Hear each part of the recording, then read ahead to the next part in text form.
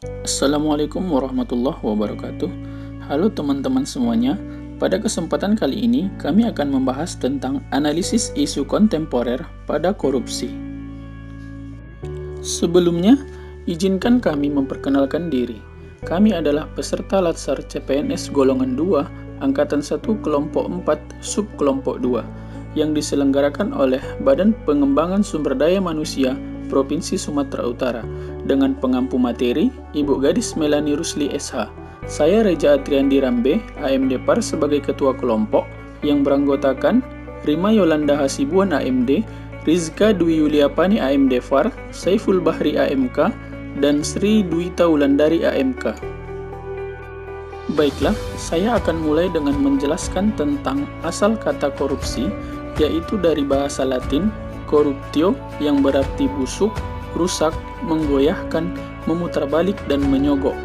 Sedangkan dari bahasa Inggris corruption, korup, dan dari bahasa Belanda corruptie yang kemudian diadaptasi ke bahasa Indonesia korupsi. Selanjutnya akan dijelaskan oleh teman saya, Rima.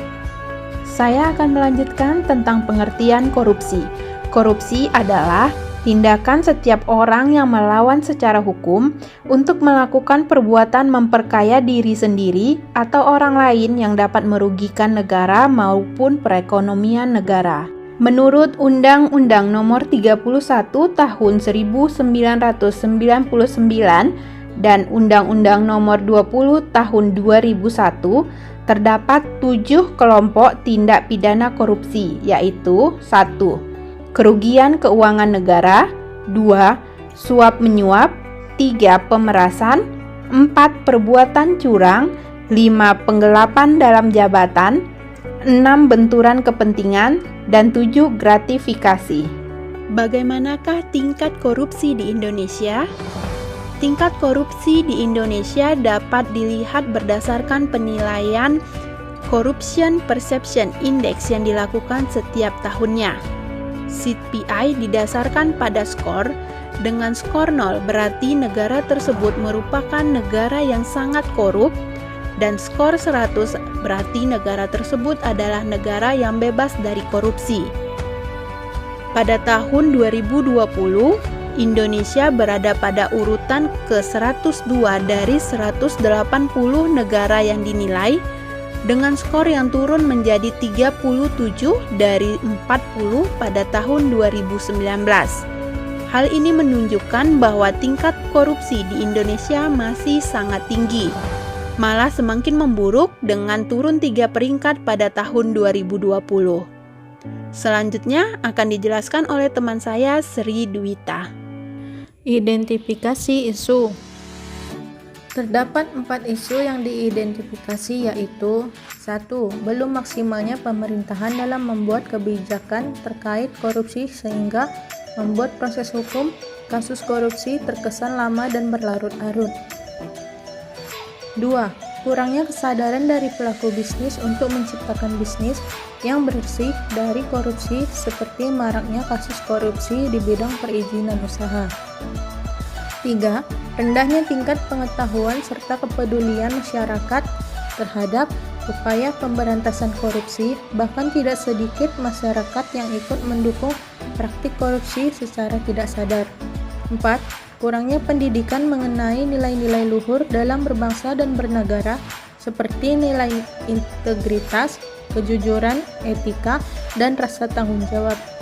Kemudian kami akan menepis isu dengan metode USG. Urgency, seriousness, dan growth.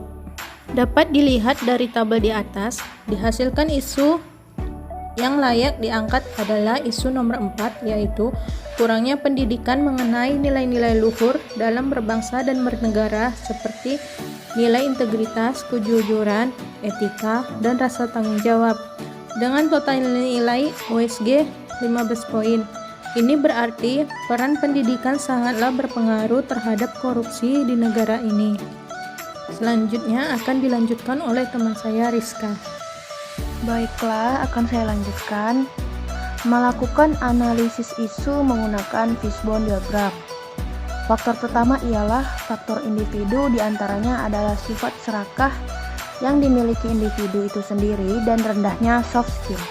Kemudian, faktor lingkungan, yaitu diantaranya korupsi yang masih dianggap lumrah dan berkembangnya kebiasaan korupsi. Lalu, faktor aturan, yaitu lemahnya peraturan dan perundang-undangan dan kurangnya tingkat penyelesaian penyidikan kasus korupsi. Dan yang terakhir yaitu faktor organisasi, dengan faktor penyebabnya adalah manajemen yang selalu berusaha menutupi kasus korupsi serta keteladanan pemimpin organisasi itu sendiri. Selanjutnya adalah gagasan penyelesaian isu. Berdasarkan analisis yang telah dilakukan, penyebab isu korupsi adalah kurangnya pendidikan mengenai nilai-nilai luhur dalam berbangsa dan bernegara seperti nilai integritas, kejujuran, etika, dan rasa bertanggung jawab.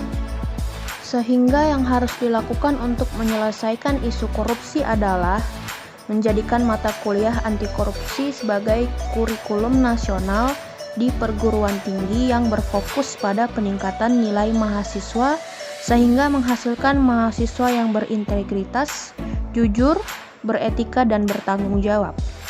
Berikutnya akan disampaikan oleh teman saya, Saiful. Berikut adalah contoh-contoh kasus korupsi yang terjadi di Indonesia yang dilakukan oleh pejabat-pejabat negara adalah: 1. Mantan Ketua Fraksi Partai Golkar Setia Novanto dengan kasus korupsi EKTP yang sangat merugikan negara. 2. Mantan Jaksa Pinangki dengan kasus penerimaan suap dari Joko Chandra terkait pengurusan fatwa MA. 3. Mantan Menteri Sosial Juliari Batubara dengan kasus korupsi dana bansos COVID-19 yang diperkirakan dipergunakan untuk memperkaya diri sendiri. Sekian presentasi yang dapat kelompok kami jelaskan tentang analisis isu kontemporer, yaitu korupsi yang terjadi di Indonesia. Semoga dapat bermanfaat bagi kita semua. Sekian dan terima kasih.